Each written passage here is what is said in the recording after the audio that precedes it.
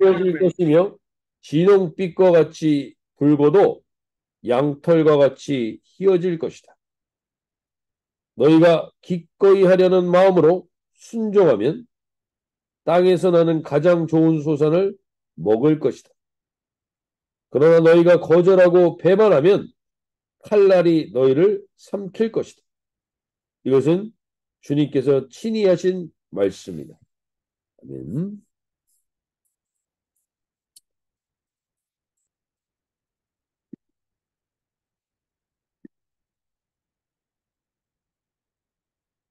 네, 오늘 우리가 이제 어제부터 이사야서를 살펴보면서 어제 우리가 하나님께서 이 이사야 전체를 통해서 하나님이 이스라엘을 돌이키길 원하시는 그 마음을 우리에게도 그대로 오늘 현대의 크리스천들인 우리에게도 그대로 그 마음을 투영하고 계시다는 것을 우리가 어제 나누었습니다. 그래서 우리가 이 이스라엘의 모습을 통해서 이사야를 나누는 동안에 하나님께서 소도 나귀도 자기의 주인을 아는데 자기의 주인을 모르고 자기가 주인이 되어 사는 인생들이 결국에는 머리끝부터 발끝까지 성한 것이 없는 사람들을 대표하면서 우리의 모습과 동일하다는 것입니다. 과학이 발달하고 사회가 발달해도 우리의 모습 속에도 여전히 머리끝부터 발끝까지 사실 성한 것이 없는 우리의 실체를 깨달으라는 것입니다. 그래서 그 실체를 거짓 자아로 거짓된 것으로 싸고 있는 종교 행위들 깨야 하고 그 위선에서 이 종교 행위로 위선을 하는 자들은 반드시 사회 전체적 윤리를 혼란스럽게 한다는 거예요. 윤리가 깨어지고 종교의 혼합과 다원주의가 판을 치고 있는 지금의 이 시대나 이 이사야서를 썼던 이사야의 시대나 거의 동일하다는 것이죠. 그래서 우리가 이 세상과 우리 가정과 다음 세대를 위해 어떻게 기도해야 할 것인가를 이사야서를 나누는 동안에 우리가 온전히 가지기를 소원하며 나아가자고 했습니다. 그러면서 어제 나눴던 말씀 중에 소도 나귀도 자신의 주인을 알지만 사람들은 하나님을 배반하고 거역하는 그러한 선택을 할 수 있을 그러한 자유의지를 주신 하나님. 그것까지도 하나님께서 허락하신 그래서 그들의 배신을 보시고 하나님은 단순히 진노로 가득한 게 아니라 진노만 하신 것이 아니라 오늘 우리에게 하나님의 실제적인 마음을 알려주십니다. 그것이 오늘 1장 4절의 말씀을 보십시오. 1장 4절에 하나님이 자신의 마음을 이렇게 표현하십니다. 슬프다, 슬프다, 범죄한 나라요. 하나님은 우리를 향한 그 배신을 보고 진노만 가득한 게 아니라 그 배신으로 인하여 지금 슬픔과 실망이 가득 차 있으십니다. 우리 죄의 가장 크고 심각한 결과는요. 하나님으로부터 우리를 분리시키는 결과를 초래하는 것입니다.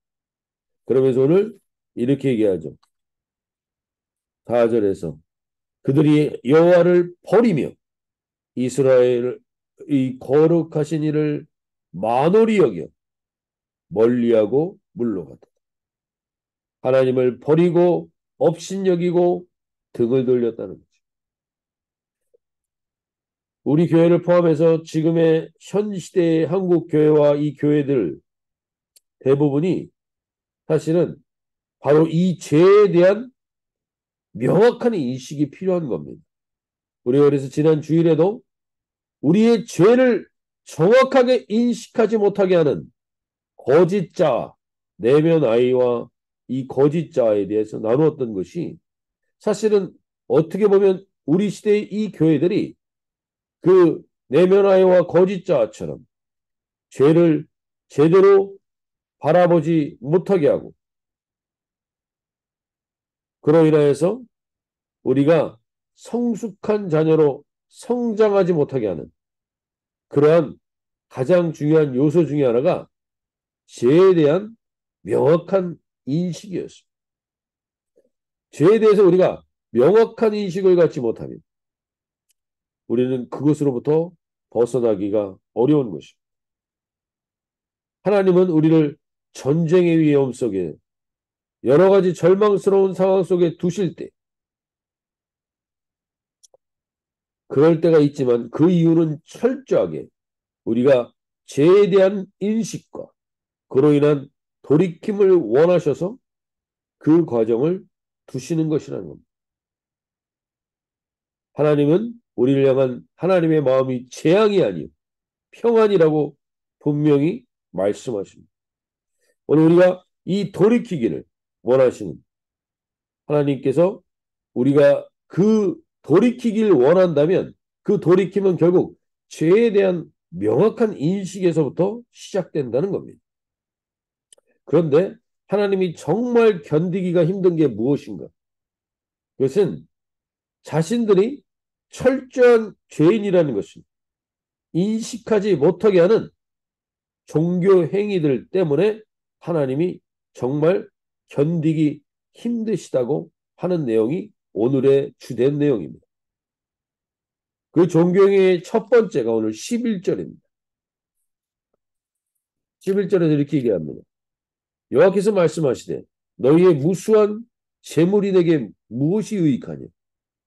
나는 순양의 번제와 살찐 짐승의 기름에 배불렀고 나는 수송아지 어린 양의 순염소의 피를 기뻐하지 아니하노라. 그러면서 13절에 또 이렇게 얘기하죠. 헛된 재물을 다시 가져오지 말라. 내가 죄인 중에 계수요. 내가 어떠한 죄인인지를 깊이 깨닫지 못하게 하는데 사람들이 자신이 나름대로 헌금을 잘하고 있는 교인이라고 생각하고 있으면 그래도 이만하면 내가 죄인이 아니라는 건 아니지만 그렇게까지 죽일 죄인인가? 라는 생각을 갖게 하는 이 종교행위. 나만큼 하는 사람도 없을 텐데 라는 생각을 갖게 하는 것. 이것이 바로 하나님이 가장 힘들어하시는 역겨워하시는 것 중에 하나라는 겁니다. 왜냐하면 그 헌금과 그러한 헌신이 이 사람에게 자기가 어떠한 죄인인지를 인식하지 못하게 하는 결과물이 될 거랍니다. 그것을 받길 원하시지 않는다. 두 번째는 13절에가 헛된 재물을 다시 가져오지 말라. 분향은 내가 가증히 여기는 바요. 월삭과 안식일과 대의로 모이는 것도 그러하니 성애와 아울러 악을 행하는 것을 내가 견디지 못하겠노라. 두 번째는요. 각종 모임들입니다. 각종 월삭, 안식일, 대회로 모이는데 그것 때문에 너희가 그래도 내가 이 정도는 모이는 사람이지. 오늘 새벽 기도에 있는 우리들도 마찬가지입니다. 내가 새벽 기도 정도는 하는 사람인데 그렇게까지 죄인이겠어? 라는 인식을 가지고 있다면 하나님이 그것을 가증히 여기신다고 말합니다. 하나님은 이것이 너무 중요하신 겁니다. 이 종교 행위로 이 거짓된 자를 계속 포장하는 것을 하나님이 힘들어 하신다는 겁니다. 철저한 죄에 대한 깨달음을 우리는 모일 때마다 예배 때마다 깨달아야 합니다. 저게 저 사람의 문제요. 저게 저 사회의 문제요. 누구와 남 탓을 하다가 끝나는 게 아니라 자기 자신의 실체를 보지 못하게 하는 모든 것들 그것을 하나님은 가증히 여기고 견디기 힘들어 하신다는 거예요. 그러면서 세 번째 또 한 가지 하나님이 힘들어 하신 게 15절입니다. 너희가 손을 펼 때 내가 내 눈을 너희에게서 가리고 너희가 많이 기도할지라도 내가 듣지 아니하리. 기도를 많이 하는 것을 우리가 강조하고 자랑하고 있다. 그래도 나는 이 정도 기도하는 사람이기에 내가 당신들보다는 덜한 죄인이지. 내가 이렇게까지 기도하고 새벽에 깨어 있는데 내가 그래도 다른 사람보단 낫겠지. 라는 생각을 하는 것을 하나님이 그 기도를 듣지 아니하시겠다고 하십니다. 그러면서 그 기도를 하면서 15절에 보시면 이는 너희의 손에 피가 가득함이라 라고 말합니다. 피가 가득함. 쉽게 기도를 많이 하는데 피가 가득한 게 뭘까? 한번 돌아보면 내가 하나님께 기도하고 간절히 구해서 하나님이 나에게 복을 주셔서 내가 그 복으로 건물주도 되고 집도 가지게 되고 여러 가지 가졌습니다. 그래서 조물주 위에 요즘 건물주라고 하듯이 그래서 그로 인하여 내가 소유 땀없이 많은 수입을 올리고 렌트비를 비싸게 받아 내가 폭리를 취하고 있다면 그것이 하나님의 기도의 응답으로 내가 이게 복을 받아서 이렇게 잘 살게 되었다고 간증할지 모르지만 하나님은 그로 인하여서 수많은 사람들이 눈물을 흘리고 피땀을 흘리며 그 비용을 감당하기 위해 내가 가지고 있는 것의 소유물로 인하여서 다른 사람의 손에 피가 가득하게 하는 그런 기도가 있다면 하나님은 그것들을 가증히 여기고 듣지 아니하신다. 그래도 내가 이 정도 이렇게 해서 돈도 많이 헌금하고 교회 헌금 많이 하고 이렇게 하는데 그래도 내가 좀 더 나은 인간 아닌가? 하나님이 나에게 복 주셔서 이런 걸 누리는 게 아닌가? 이렇게 생각하고 있다면 오늘 우리도 다시 돌아봐야 합니다. 내가 가지고 있는 집. 적어도 우리가 이 시대 가운데 다 힘듭니다. 지금 여러 가지로 재정적으로도 힘들고 상황이 어려운 경우들이 많습니다. 그럼에도 불구하고 내가 혹 건물주시라면 돌아보셔야 합니다. 저 사람들도 너무 힘들게. 그래서 같이 그 짐을 나눠줄 수 있는 태도. 그것이 없다면 너희 손에 피가 가득한 기도는 내가 듣기도 싫다고 말씀하십니다. 저는 오늘 하나님께서 우리가 첫 번째로 기도하길 원하는 게 우리 시대에 자기의 죄의 실체를 보지 못하도록 거짓자를 포장하는 마당만 밟는 종교행위 이 악에 대해서 견디지 못하고 우리에게 깨닫게 하신 사건이 저는 코로나라고 봅니다. 코로나 때 우리는 이 자랑거리들을 아무것도 할 수 없게 만들었습니다. 하나님. 왜요? 이제 그런 것들보다 너희 자신의 실체를 좀 돌아보라는 믿음의 실체를 돌아보는 거예요. 막상 교회를 안 다니고 예배의 자리에 없으면서 내가 어떠한 신앙인인 줄 착각하고 있었던 것. 그 실체를 돌아보게 하셨던 사건이 코로나였습니다. 그리고 우리는 우리 공동체도 마찬가지입니다. 그 코로나 시기에 우리 공동체는 하나님이 세우시면서 이 종교행위들 다 하나님이 싫어하시는 모든 것들로부터 하나님이 우리를 돌이키길 원하십니다. 오늘 이 하나님의 깨달음 가운데 우리가 돌아볼 수 있길 바랍니다.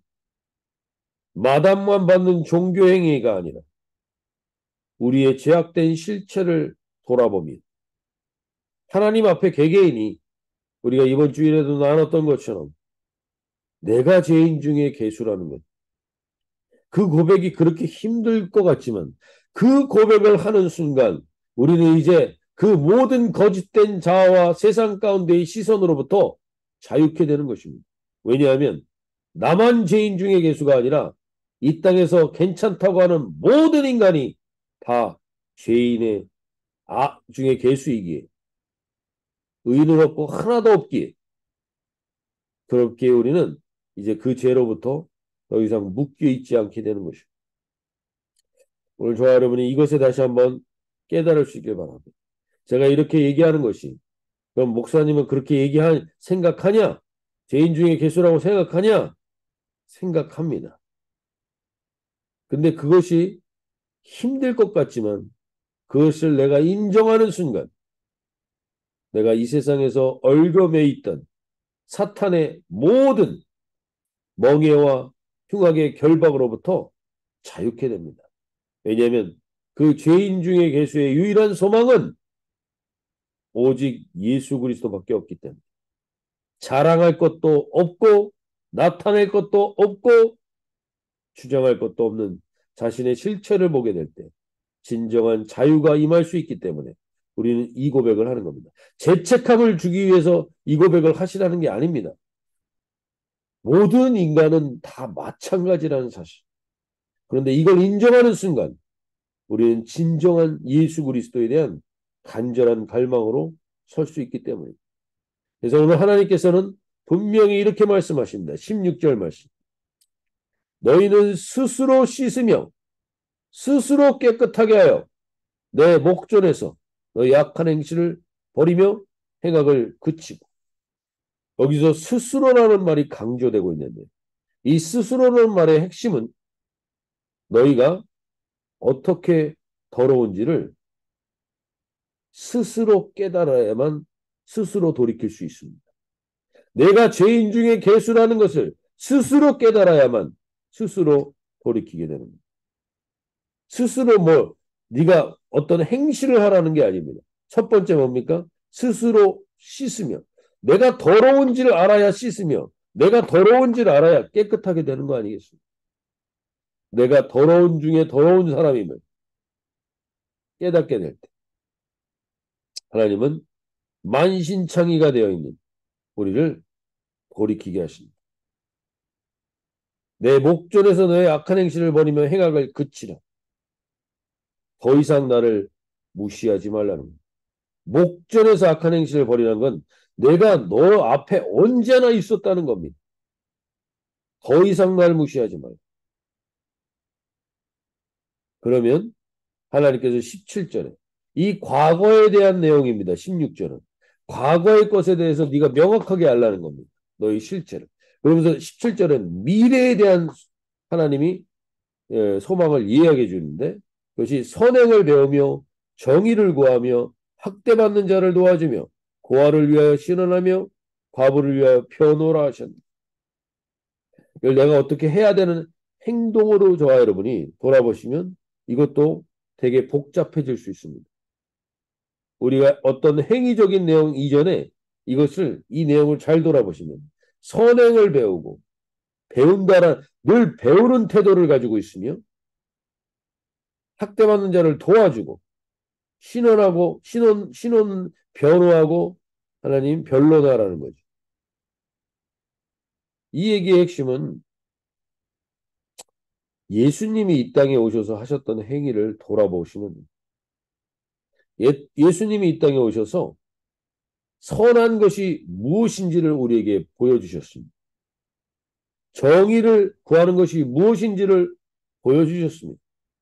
학대받는 자들을 도와주는 것을 하나님께서 몸소 예수님께서 행하셨다는 겁니다. 즉 선행을 배우고 정의를 구하고 학대받는 자를 구하고 고아를 위하여 변호하고 고아 가부를 위하여 변호하라는 것이 핵심은 예수님이 이 땅에 오셨던 그 예수님과 우리가 마음과 마음이 통하는 그 삶으로 우리가 살아갈 때 그것이 우리의 몸으로 드러나게 되는 것을 나타내는 것입니다. 오늘 이 아침에 저 여러분이 다시 한번 우리에게는 소망이 없는 죄인임을 깨닫게 해주십시오. 어떤 종교 행위로 포장하지 않게 해주십시오. 내가 악 중에 악임을 인정하게 해주십시오. 죄인 중에 괴수임을 인정할 때 주님께서는 스스로 깨끗하게 될 타이밍이 됐다고 말씀하십니다. 이제 너의 더러움을 알았으니 스스로 깨끗하게 되는 하나님의 은혜를 우리에게 허락하게 하십니다. 그리고 우리가 예수님을 온전히 마음에 품으면 그 예수님이 우리의 마음에 품어짐으로 인하여 우리의 몸으로 나타나는 것이 선행이며 정의며 학대받는 자를 도와주는 일들이 될 것입니다. 그렇게 될 때 하나님께서 18절 말씀하십니다. 우리에게 이 믿음으로 오늘 감격하며 선하는 겁니다. 여호와께서 말씀하시되 오라 누구든지 나에게 오기만 하면 자기가 죄인의 괴수임을 알고 오기만 하면 우리가 서로 변론하자. 내가 변론하시겠다는 내가 최고의 변호사를 세우겠다는 겁니다. 그리고 너희 죄가 추운 같을지라도 눈과 같이 이어질 것이요 진홍같이 붉을지라도 양털같이 희게 되리라. 오늘 우리가 스스로 죄인인 줄 알고 돌이키면 하나님은 최고의 변론을 준비하고 계십니다. 그 최고의 변론을 위하여 하나님은 이미 대가를 치르셨다는 겁니다. 그 내용이 이사야서에 가장 많이 언급됩니다. 그것이 바로 어린 양. 그 어린 양이 자기의 아들인 어린 양 예수 그리스도를 이 땅에 대가로 준비하고 계셔서 어떠한 더러움도 어떠한 주홍 같은 죄일지라도 눈과 같이 희어지게 하실 하나님이 준비가 이미 되어 계시다고 우리에게 말씀하시는 거예요. 아무리 더러운 집도요. 아무리 처참한 집도 1억만 드리면 2억만 드리면 깨끗하게 될 수 있습니다. 근데 하나님은 그것과 비교할 수 없는 그것과 비교할 수 없는 최고의 가치로 이미 자신의 아들의 핏값으로 준비해 놓으셨다는 것. 어떠한 죄일지는 이것이 우리를 가장 자유케 하는 기쁨의 하나님의 고백인 겁니다. 이것이 우리에게 하나님이 주어주신 최고의 복음인 겁니다. 그러면 네가 이렇게 돌이켜 회개하여 그 그리스도의 온전한 사랑과 그 핏값의 대가를 경험하게 되면 19절에 말합니다. 너희가 즐겨 순종하면 땅의 아름다운 소산을 먹을 것이요. 너희가 거절하여 배반하면 칼에 삼켜지. 오직 우리에게서는 죄인 중에 괴수인 우리에게 유일한 희망은 주님이 우리를 변론해 주는 자리로 오는 겁니다. 오라 말씀하십니다. 오라. 그 오라 말씀하시는 주님의 말씀에 오늘 온전히 반응하는 하루가 되시기를 소원합니다. 오늘 영어 기도 제목이 이렇게 얘기합니다. Jesus, thank you for being the light of the world, who bring me out of darkness. 모든 어둠으로부터 빛으로 인도하신 주님께 오라 하시는 그 말씀에 반응하는 오늘 하루가 되시기를 소원합니다. 자, 이렇게 기도하시며 오늘 주님 앞에 하나님, 내가 종교 행위로 인하여서 포장하고 있는 모든 포장지가 벗겨지게 해 주시고 스스로 돌이켜야 할 만큼 깨끗이 씻어야 할 만큼 더러운 존재임을 깨닫는 것을 두려워하지 않게 해 주시고 그리고 그러나 주께 돌이키는 자들에게 주시는 하나님의 이 온전하신 선행과 정의와 학대받는 자를 도와주는 예수 그리스도의 삶이 우리의 몸에 드러나는 이 하루가 되게 하여 주시옵소서. 주님, 회개하며 자유케 되는 은혜를 누리게 하여 주시옵소서. 고백하며 나가겠습니다.